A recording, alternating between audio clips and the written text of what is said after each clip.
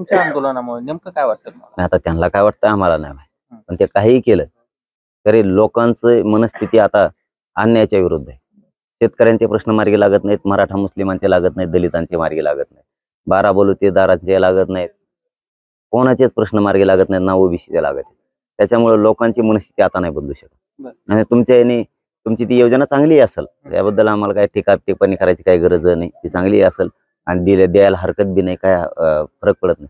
पण ते याला जोडून आमचं दुसरं म्हणणं आहे, तुम्ही कायमस्वरूपी सुविधा द्या ना. कशाला हे असं चिल्लर वाटीत उगाच. हे देवेंद्र फडणवीसची चाल आहे सगळी, लोकांना येड्यात काढायची. तेच शाळा करणार, इतके पैसे द्या, ही योजना द्या, ती योजना द्या. ते देवेंद्र फडणवीसची शाळा आहे मतदानापुरती. एकदा मतदान झालं अहो पगार येणार नीट म्हाताऱ्या माणसाची. इथं म्हाताऱ्या माणसात नीट पगार येणार ना, शिक्षकाचे प्रश्न मार्गी लागणार ना, शेतकऱ्याचे लागत नाहीत ना, मजुरांचे लागत नाहीत. इकडं उशिक द्यायचं, पीक विमा तसाच पडलाय आणखीन शेतकऱ्याचा.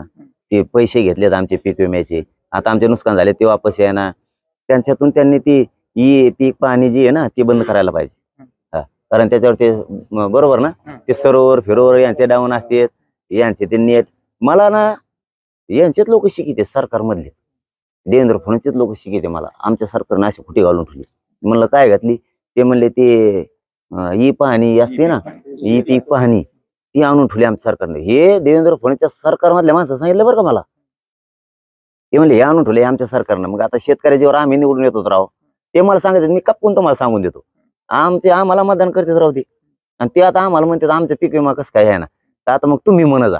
बघा मला म्हणायला लवित ते चाबरे, हे भाजपमध्ये निवडून आले चाबरे आहेत ना, हे मला म्हणायला लवित. ते म्हणतात आम्ही सरकारमध्ये येत आम्हाला म्हणता येणार, पण शेतकरी आम्हाला मतदान करतात. मग त्या शेतकऱ्याचं ई पीक पाणी मी आता शब्द होता का माझ्याजवळ येऊ. त्यांनी सांगितलं मला 2-3 दिवस झाले. एक मोठा मंत्री आलता, तुम्ही गेल्यावर येते, तुम्ही गेले की येते, तुम्हाला चोरून येते चाबरे रच्ची. हे रच्ची येते. तर मग मला हे अशा चाड्या सांगत येत. ते म्हणतात मग ते मतदान करते ते शेतकरी. आम्हाला आम्ही मतदान केलं ना तुला, आयला आमचं पीक विमा येणार. आता ती म्हणतोय मला नाही म्हणतायत त्यांना सरकारने पाणी केली म्हणून ते सरकारने ती ई पीक पाणी आहे ना ते काढून टाकायला पाहिजे. किती पाऊस पडलाय ना ते बंद असल्यामुळे ते नेट ते काय सर्व होत नाही. आमच्या शेतकऱ्याचं वाटलं होतं. मग हे गैरसमज कसा काढणार तुम्ही असं उली देण्यापेक्षा ना ठोक द्या. माझ्या शेतकऱ्याला तुम्ही वीज द्या, पाणी द्या, त्याच्या पिकाला भाव द्या. काय गरज नाही आम्हाला तुमच्या कर्जाची. आत्महत्या होत नाही आमची एक बी शेतकऱ्याची. कायम सुविधा द्या, मराठ्याला आरक्षण द्या, कायम द्या. अहो तुमचे पैसे आमच्या आयुष्याला पुरतेन का?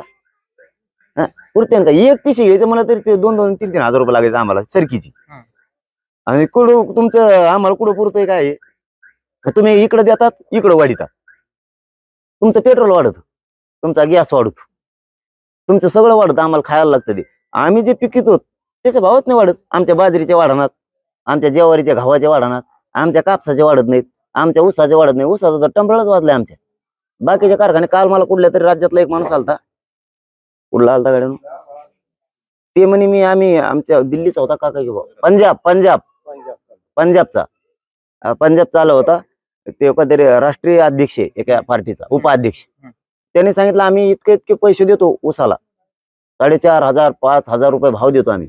आमच्याकडे तर 2-2.5 हजारच. मग मला तर शॉर्टच बसला. आम्हाला मग तुम्हाला कसं का परवडत आहे? यांना जर रोग आले का महाराष्ट्रातल्या याला ऊसाला भाव द्यायला? बाकीच्याकडे कांद्याला भाव आहेत, बाकीच्याकडे अंगुराला त्या द्राक्षाला भाव आहेत. आमच्याकडे कसं का भाव नाही? आमच्याकडे सोयाबीनलाच भाव नाही. म्हणजे त्यांच्याकडे चौथा जरी झाला त्या याचा सोयाबीनचा, दोन्ही किती दे, म्हणजे तेलही किती, सोयाबीनही